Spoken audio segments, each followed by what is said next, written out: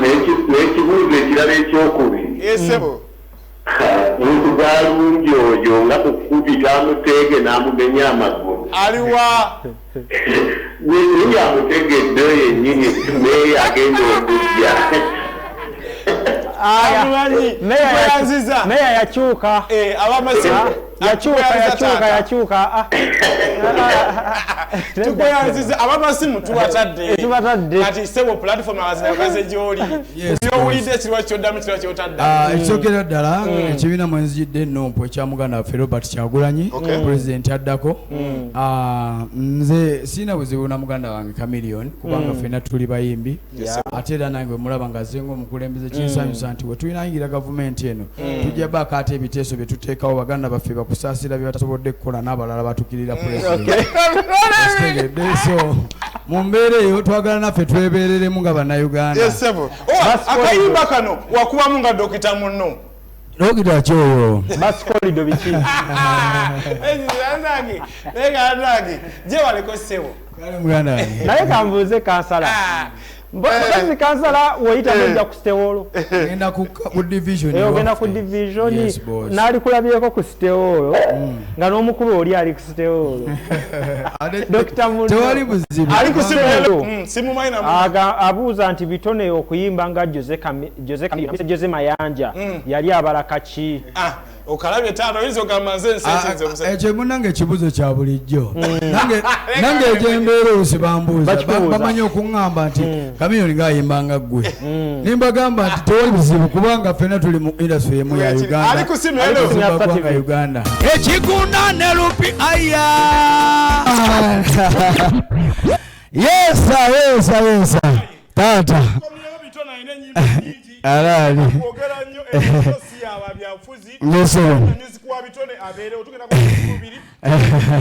Gwazanya gaye tugera kukola. Simuso kubitone abere omusajja ayimbide banga. Mulina mugi timu tusetinga music abere waawo. Ogamba atya bitone. Abantu babuze ko kamera yiye kuli wakati. Abatulaba ku Star TV eggwanga amanye n'eddoboozi nze Kawuki Dennis aka Dr. Bitone kansala tubi Makinde Lwafu Parish.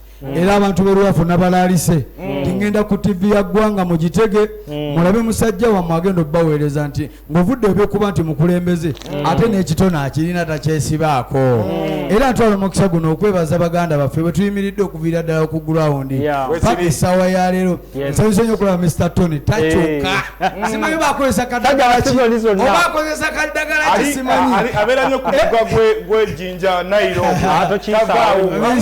ayita ku mugga Mr. Tony musajja wa maanyi abo musajja bamu ku basajja abandeeta mu industry ya Uganda era buli bamulabako nnoyongera okusaba Mukama Katonda ayongere omukuma so nkwagala nnyo muganda wange Mr. Tony omulimu gw'amaanyi gw'okola n'abantu b'e Makinde mwenna banaye mundabiranga ddala okay nake Makinde kayisizeewo ddala bitone yes boss wogamba LC3 obeera otwala bitundu ki Makinde Lwafu ntwala Sendagala diplomati ne Kirundo zone omanyi gavumenti yatemyetemyemu mu muluka gwaffe tulina zone 10 tulina zone 10 kitegeeza omuluka gwe nabeera ne bakansalazi basatu abasajja nze ntwala zone 3 zokka era abantu nkunga abo bokka newankubadde services ntera okukola delivery ku muluka gwonna njagala okubuuza mukati mu muluka egyo gy'otwala taata musula oyagala kujja kuyikiriza beeyo zediwe Makinde from zero kubanga wotunula diplomati zone eyo gyensomedde mwempangalidde ku New Lifetime awo wensomedde Makinde gyenkoledde O level yange ku Bridge of Hope Secondary School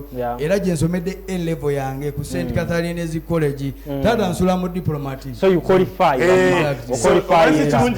qualification is endala zino Rupi Gozi banyeza bakansala babasabiki credentials kirikitya kiyimira kyemba buli kimu kirina muganda wange nga bwe nkugambye nti nasomako nina diploma mu information technology IT yes boss institute kyawo nagenda ku Cavendish muganda wange ya bei baba kasente Cavendish waliwo baganda bange abankwasaganyizaako awo by then twatusoma ne Babije Babije yansookayo then nzikiza Babije baba dokita kutwale ekasese nakulekayo nadduka ne kasente kasho muganda wange naye mwagala nnyo kubanga ebyo byali birala katu Nairobi tosobola kunyumya nti omusajja yakoze bandi empya era oleeta bikadde Babije bandi niwaba yagikoze alina kuba mwerufu buli wotaba mwerufu kituufu buli kimu kiremererwa babijja abaddeko ne RK Records Robert Kampala oyo talina ssente Rivato teyaliiwo kitegeeza alina kuba mulambulukufu mwagaliza birungi abe mulambulukufu mu byakola n'obwenkanya eri banne.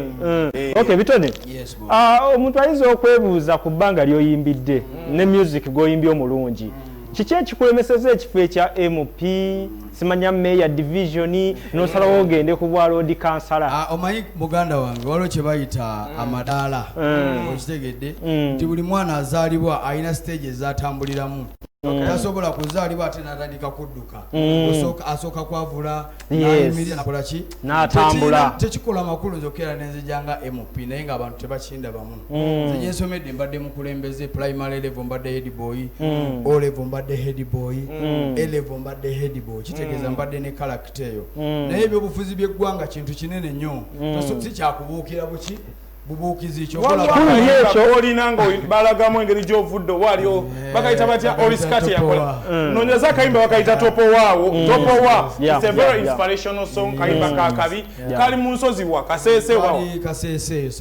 kayimba kanoonye bambi topowa is a gospel song kayimba kalungi kalina era kalimu kalaga wajembudde oluyimba olwo nalufulumya naye nalukola emyaka ena emabega neŋŋamba oluyimba luno njagala lufulumya nga nyina wentuuse kubanga waliwo moment gye nalimu emabegeri mbya industry nakabijjamu nakava mu kyaki ndesa amaalo ga kyaki omanye ojjanemu omutukuvu kati wetwajje n'abaana ne batusomesa endongo nti si yakusema bakuba n'eŋŋumi so mu mbeera eyo neŋŋamba kuba waliwo TV emu gye nakyalako naye bwe natuukawo abantu abo baali tebankooneramu omusajja naŋŋamba gwe tojja kugenda ku mpewo osaaga nanteekayo yanteekayo neyagamba kati akayimba akaddako ke ka Dr. Bitone asatu wagenda mu bulango tewadda wakanda gamawedde abantu benagamba kubeerako bakanya kulinda Bitone nga tebamulaba emboozi yali mpanvu obulamu tewali bwangu okulaba nga Dr. Bitone afuuka Bitone muganda wange Tone embeera yagirawo abasajja bamuleetera ebibaluwa omuntu wa wansi Bitone olina akayimba wayita omuntu obuyimba bwonna mukolako bijje bunoonye topowa omuntu wa wansi akayimba ako muganda wange Chris Jones akakola naye yeesimbyewo side yeesimbyewo baluweero naawe weesimbyewo akayimba ako ki ekikukayanya ne muganda wange Chris Jones kayimba mukwano gwange in fact Chris Jones yali muyimbi yali promoter ekyo kituufu bamamba yali yali fan yali fan n'ava mu bafaani nkubuuzaako ne bayimbi banne naye twamwaniriza kubanga abantu bangi abaze mu mbeera eyo so mu mbeera eyo n'afuna ekinyegenyege ekikola ki ekiyimba kali kyoyo yamusedusinga n'amuyingiza endongo osobola oyimba yakayimba ng'owana taatawo Jones kasa yayimba taata wankizo n'awana taata we omuzimu ne gumwamba n'alemezaako omuzimu gwa music anti kasa gukwambala ne ogenda baba gukulondola kakati obuzibu buvaawa yaŋŋamba muwandikirayo oluyimba ne mukolera oluyimba baluyita Uganda enyuma n'atalwagala kati naŋŋamba nziremu muwandikira oluyimba oluki olulala mugamba mpamu budde kubanga ebyange sibibamira nyina okubiwa time n'enfulumya ekintu kirungi kakati mu mbeera eyo y'okusika omuguwa kubanga ye yali akyagala mangu n'agenda yambaza nga siri ku studio n'agenda n'akwatagana ne baganda bange abamu n'abalimbalimba ne bamuwa ddata oluyimba lwange n'aluddamu twalinawo sikande eyo naye yaggwa mbadde saagala gigenda munyo kuba kati tuli mikwano naddala mu mbeera eno gye tulimu eyobuweereza kansala toli so ngenda kusaba olinayo ekibuuzo nja kusaba njagala okwebuuliza ddala embeera eno ey'obufuzi gye twogerako kati ngezze n'embuyaga y'amaanyi Bitone goza mbuyaga kyegireese okulaba nti gosika naye oba gwali naye nga temukwatagana naye weesanga naye alina gyayagala okuweerereza nawe bitonoze ne gundi azze n'ani azze ki ekisinza oleeta embeera kati wetugamba Chris Jones gwakatunyonnyolako kati embeera eyaliwo mututuso tukako eno pointi yeesimbyewo eri ewaabwe eruweero naawe nkulaba ozze wammwe makindye then tulaba n'abayimbi abalala nga wojja obalaba embeera nevudde kakati abantu abesere singa lwaki focus bagiteeka nnyo ku ffe kuba we are public figures abantu bakulaba bitone bakulaba bangi ne b'otamanyi bo babakola ki bakumanyi naye ensonga z'ebyobufuzi za buli munnayuganda gwe nange noono tekiriko muyimbi oba oli musawo oba oli mulimi kikakatako okwenyigira mu byobufuzi by'eggwanga lyo kasooba ng'olina potential oba obusobozi obwo so tekiri ku mbuyaga oba ezze era ojja kulaba abazze olw'embuyaga tibajja kuyita kubanga bajja bba babuukiddeyo kiki naye omuntu yenna ng'olina potential kikakatako okwenyigira mu byobufuzi kuba otabimanya bingi ebigenda okuyitako nga tobimanyi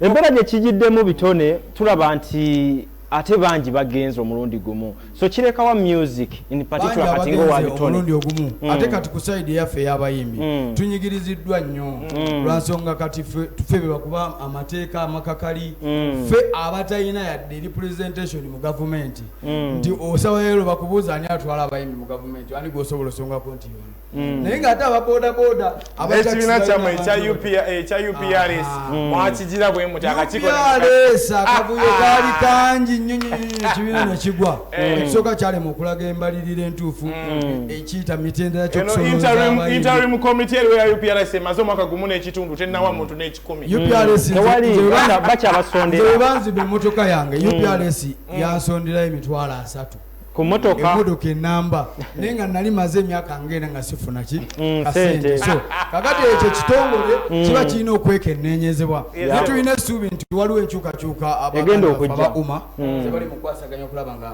tufuna ekibiina ekituufu mu mbeera eyo nsaba bitone tuyingire ennyimba 2-3 performance tukomewo abantu tubaye ku masimu tube nga tugala show terikirala so mu mbeera eyo topowa omuntu wa wansi n'ennyimba endala eza bitone tube mpolampola DJ oli set today mu performance nyimba nga 2-3 tukomewo tuta amasimu babuuze ku kansala waabwe yes mpolampola naye abanyonyola akatalekeka ensi kagamba nti ensonga zirwaki azze tetuyinza mutazogerako azze yesimbewo oli seti tutambule abemakindi batumbudde nga kansala tayogera abemakindi kwebali mama muzeeyi chairman wange Kyeswa chairman wange baluggala mulwadde nsabira mukama akutaase ovunuke n'abakyala Jeni muganda wange Makaya ga Yusufu mu Amazoni awo chairman Kibuka Dani bangi bitone kansala akola mulimu ki nze sigumanyi kansala ye muntu abeera mukulembeza akikirya abantu kuvira ddala ku ground kuba ffe tubabeeramu era omulimu ogusingira ddala kusakira abantu bange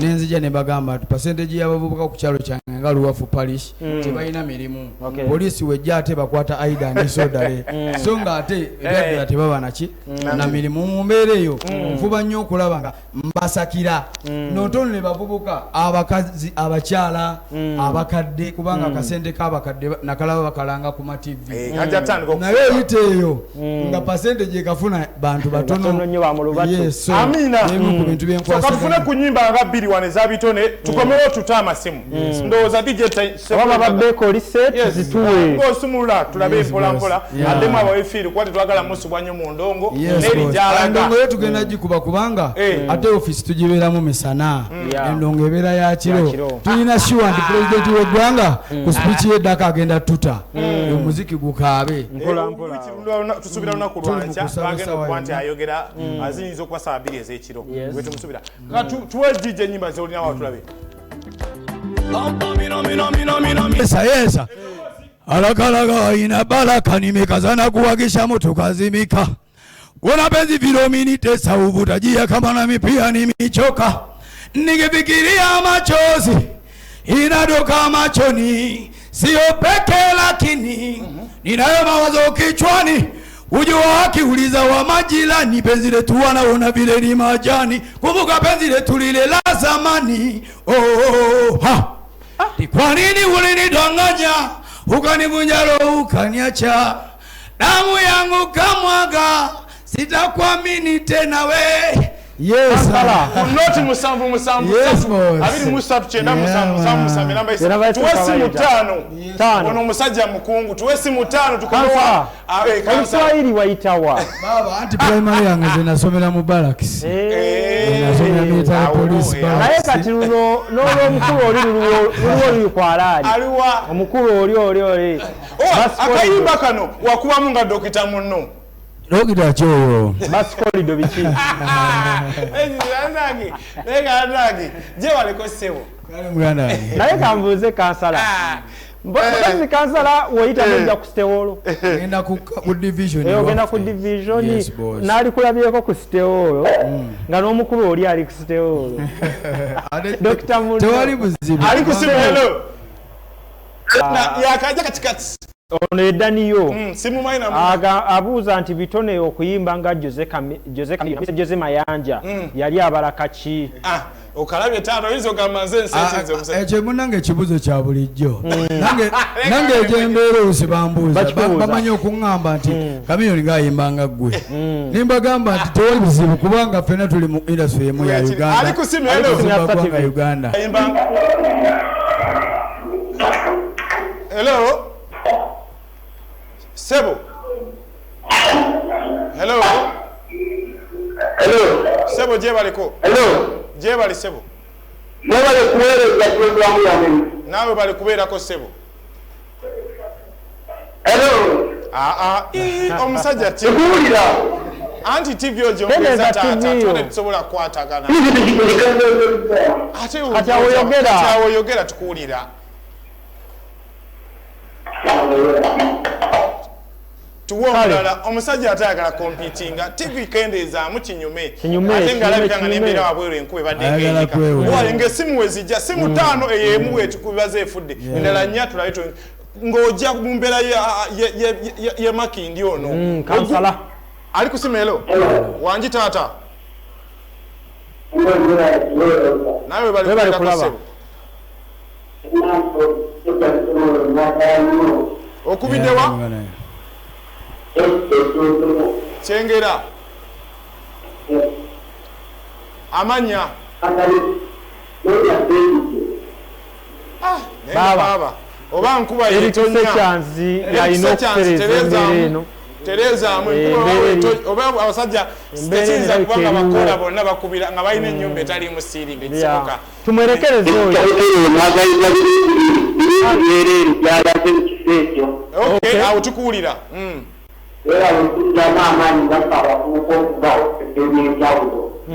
Sebo olinayo ekibuuzo we yasiimye tubayo basatu we yasiimye agamba ye bali kujja na kumotivatinga abavubuka abavubuka mbakozeemu nnyo omulimu naddala ab'ebiwamakindi kale Sebo nawe gye bali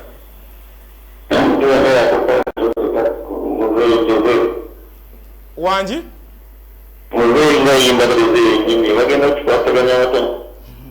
kati twogera ku kali empya gyagira ani ono Sebo ekyo bakikwasaganya nadda kalango ono n'akola n'oli n'akola tula essimu zaffe ezisembayo tube nga ffe tulaba ekiddako ali ku simu noti 773 hello kola abantu bettanidde bakwagala ne bakwewulira abakola basobola kuwaana nga tolina kyokoze kirungi buli akola ali ku simu hello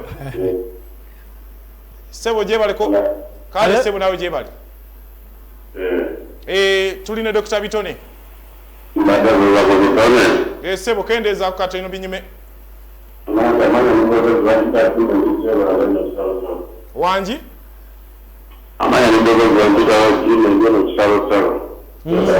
nsalosalo kyebanda ekibuuzo eri Bitone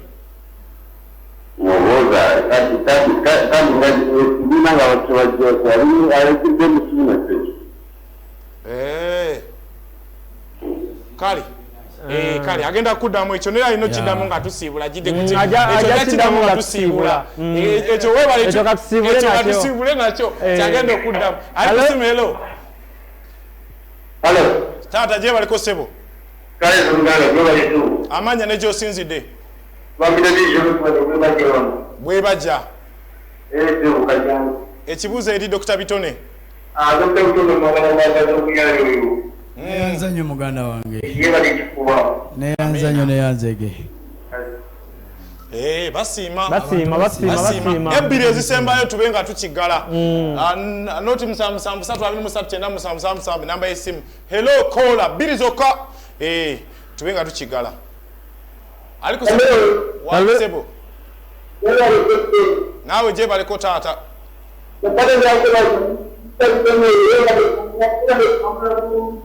Yebale kwambala bulungi. Neyanza muganda webale kusiima. Amina. Tuwasembayo.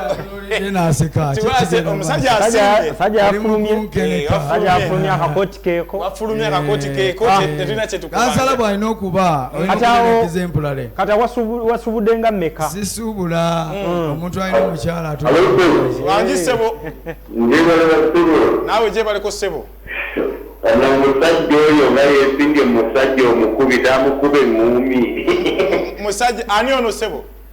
Wampita Isa kitakuwa naja nankumbi. Naja nankumbi Entebbe Road. Yes sebo ekibuuzo eri Dr. Bitone. Dr. Bitone mubuuza. Yes sebo. Ekibiina kyeyesimbidemu ninga akiraba mu ttaayi awo. Naye nga kizeemu obwezigoolo. N'ekibuuzo ekirala ekyokubiri. Yes sebo. Muntu gwalungi oyo nga kukubita amuteege n'amumenya amagulu. Aliwa. Niye amutegedde yennyini naye agenda okujja. Meya yakyuka. Abamasimu. Yakyuka. Tukuyanziza abamasimu tubatadde. Kati ssebo platform abazinaakaze gy'oli. Byowulidde ekirwa ky'oddamu kirwa ky'otadde. Ekisookera ddala ekibiina mwenzijidde ennompo ekya muganda waffe Robert Kyagulanyi pulezidenti addako. Nze siina buzibu na muganda wange Chameleone kubanga ffenna tuli bayimbi. Ate era nange mulaba nga azze ng'omukulembeze kinsanyusa nti we tuyingira gavumenti eno tujja baako ate ebiteeso bye tuteekawo baganda baffe bakusaasira bye batasobodde kukola n'abalala batukirira pulezidenti. So mu mbeera eyo twagala naffe twebeereremu nga bannayuganda kubanga wetofuna omuntu akubeeramu osanga kiyinza okubeera ekizibu. Baganda bange ab'e Makindye nyongera obbakubiriza nti tusigale ku mulamwa kansala wamwe Dr. Bitone kansala wamwe tubbibiri 21 Kyagulanyi sentamu wali wonna. Omukulu baba ku mapesa akutumiddeko nnyo angambe kwali nnyo baba ku mapesa. Ansonyiwe mbadde nkoze ensobi enene kubanga wembakati okujja wano baba ku mapesa producer wange mwagala nnyo ayimiridde nange anyambyeko Banaji Records big up on yourself brother. Waliwo n'omukulu Jiko Jones okuva wali eri wafu angambye next start kwe bali akutumiddeko omukulu angambye n'omukulu Lord Bitem bakulaba. Lord Bitem webereremu. Ne timu semyekozo omukulu ye Robert Mundeeba ayise wano ka SMS alabe nga kali busy abuuza Bitono inawo kapyaki akapya nyinawo kayimba bakayita mu kafunda tubeerayo ne tubatisa eno mu kafunda obulamu bweno bwakweyaya eno mu kafunda watebotayiye ono lyaki munange eno mu kafunda abakulembeze muyitenga keno eno mugafunda akayimba ko babera yakakoze baba ku mapesa angolode nyimbe zisuka mu 10 mu covid ono se omusajja waliwo kestajja kuyingira kalike manya akagundi wange aketabu kenalulira nti ate gravity ate bitibiti awusijja genda yeyo kubanga fetuli timu kwemereramu tuyisemawo ka manifesto akobwa nti otawo bwa kansala omulamu otandikira nawo nze kakati muganda wange byenjogera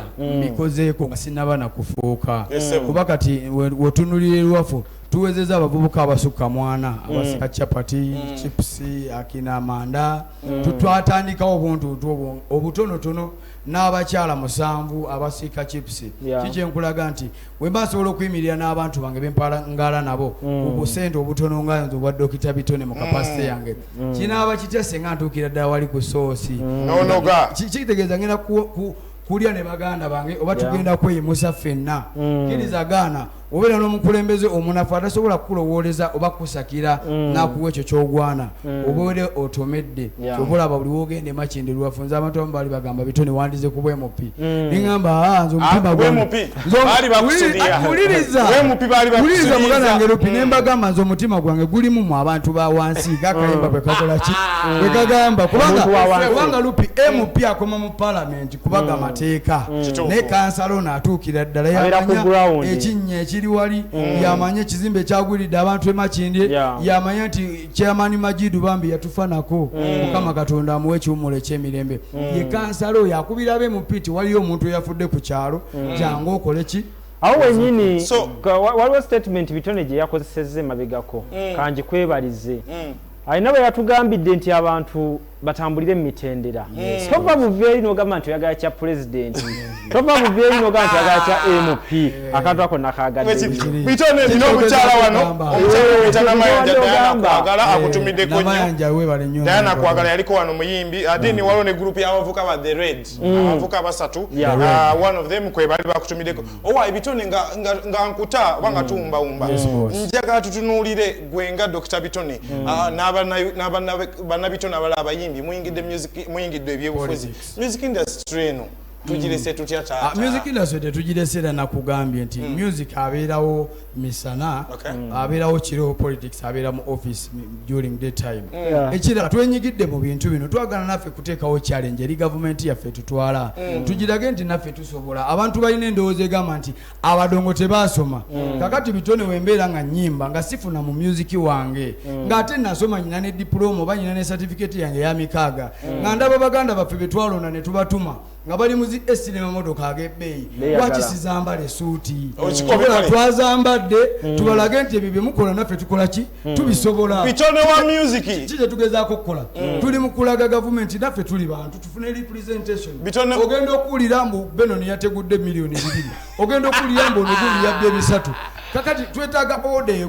njagala kulaga nti President Museveni okuva we yajja okwogera eri bannayuganda takonanga ku bayimbi kikyenkulaga kinafuya ng'ate ffe we employ more than 100 people ku Kivvulu ekimanyi bulungi asibe ekiveera akuba baana obipande tuleeta revenue nene ku gavumenti yaffe naye we are not considered Bitone owa music yalina ka dread ateekako nkofiira akola ebintu ebyenjawulo sigenda kwawukana kityange ekiro taato badde emisano badde bwoti ekiro dread onakulanga akyayawukana dda muganda wange kyayawukana dda era okirabirawo omukulembeze ino olina okubeerekeza empolale ekirala olina ofittinga abantu bowangala nabo omuntu ajja kulaba ng'olina enviiri jjukira abayimbi baatuteekako gwa buyaaye abo bayaaye bamafiya banywi banjaga baki naye olina okufittinga omuntu n'atandika okukulaba mu kalakita eyo era nze ngambye baganda baffe bangi abayingidde politics naye nga takyusizza mbeera ozze mu byobufuzi nga togirese nene ozze mu byobufuzi